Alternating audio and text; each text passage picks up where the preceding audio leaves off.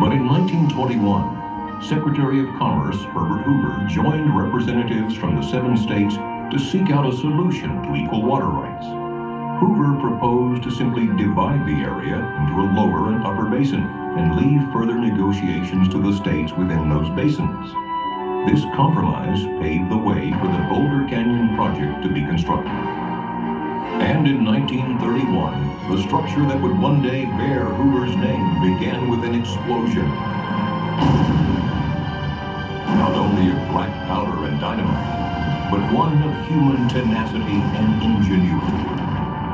It was the largest single contract awarded to that time by the federal government.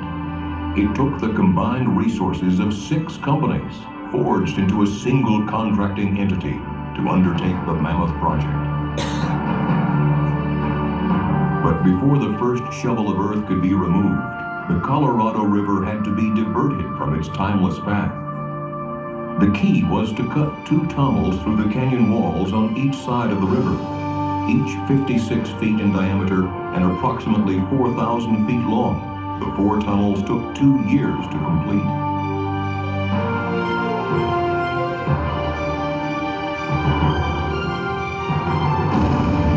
With the tunnels open and coffer dams in place, the Colorado River had no choice but to leave its riverbed and flow through the man-made corridors. With the river diverted, steam shovels dug through as much as 135 feet of silt, mud, and gravel to reach bedrock. And there, Hoover Dam began as a simple square wooden form filled with concrete, followed by more than 3 million cubic yards of concrete over the next 2 years. Add the adjoining structures, and enough concrete was placed to build a 4-foot wide sidewalk around the Earth's equator.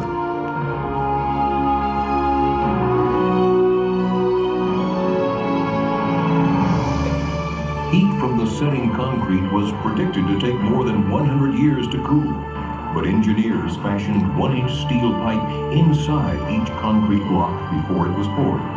A refrigeration plant so massive it could produce a 1,000-ton iceberg every day continuously pumped cold water through the pipes, cooling the concrete so construction was never interrupted. This innovative idea helped the entire structure be completed in just 5 years, 2 years ahead of schedule. Hoover Dam was built with 5 million barrels of cement, 18 million pounds of structural steel, 21 million pounds of gates and valves, and 840 miles of pipe. The scale of some of the equipment was beyond the capacity of American highways and railroads.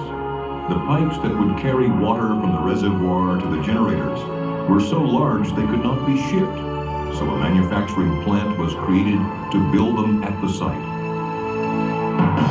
An infrastructure of highways, railroad tracks, and power lines had to be created to move men and materials from outlying areas to the dam site and to supply electricity for construction. An entire town was needed to house the workers who were pouring in from all over America in the midst of the Great Depression. The project averaged 3,500 workers a day, working 3 shifts, 7 days a week with only 2 days off a year. The pay scale started at $4 a day, a good wage in the midst of the Great Depression sweeping America. Amid the country's economic uncertainty, the workers in this canyon gave new life to the nation's spirit, as they gave new life to the desert Southwest. This is an engineering victory of the first order, another great achievement of American resourcefulness, American skill, and American determination. And that is why I have the right once more to congratulate you who have builded Boulder Dam, and on behalf of the nation, to say to you, well done. Franklin Delano Roosevelt dedicated Boulder Dam on September 30th, 1935. In 1947, Congress officially named it Hoover Dam. Some call it the most prodigious engineering construction feat since the Great Pyramids of Egypt. When a U.S. Senate committee endorsed construction of Hoover Dam in 1928, its report said, "A mighty river, now a source of destruction, is to be curbed and put to work in the interests of society." And so it was.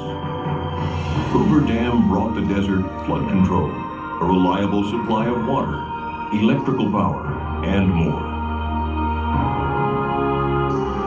Behind a 726-foot-tall concrete face lies Lake Mead, America's largest man-made lake. Born out of the collected waters of the Colorado River, it could cover the entire state of Pennsylvania to the depth of 1 foot. But held behind Hoover Dam, it is a life-giving source for communities throughout the Southwest. On its way to meet downstream needs, thousands of gallons of water per second flow from Lake Mead through the dam's 17 giant turbines, producing clean, non-polluting hydroelectric power. Hoover Dam produces almost 4.5 billion kilowatt hours of electricity each year, enough to serve the needs of over 1 million people.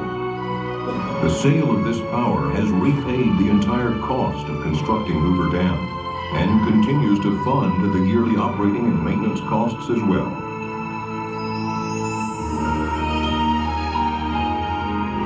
Hoover Dam helped ensure a future for the communities that settled along the river and the low, flat valleys of Southern California and Southwest Arizona.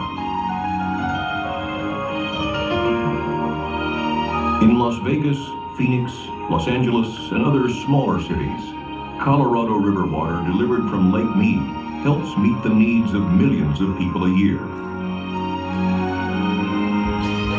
Hoover Dam and other dams along the Colorado River contain the floodwaters spawned each spring by melting snows, and from their reservoirs flows an assured and reliable water supply for water users throughout the basin.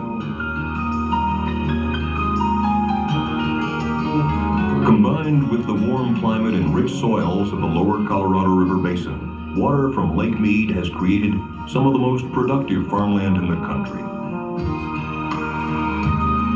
Farms in Arizona, Southern California, and Mexico, irrigated by these controlled flows, produce over $1 billion worth of vegetables and fruits throughout the year for dinner tables across the nation. The clear reservoirs and controlled river stretches resulting from construction of Hoover and other dams have created year-round recreational opportunities at the National Park Service's Lake Mead Recreation Area and other locations along the Colorado River. Hoover Dam first helped create and now helps sustain the high quality of life enjoyed by millions of people in the desert Southwest. At Hoover Dam and its other projects throughout the West, the Bureau of Reclamation is focused on efficient, effective, environmentally sensitive water resources management to help ensure our limited water supplies can meet the needs of all who depend on them. Wherever the system delivers water, life flourishes.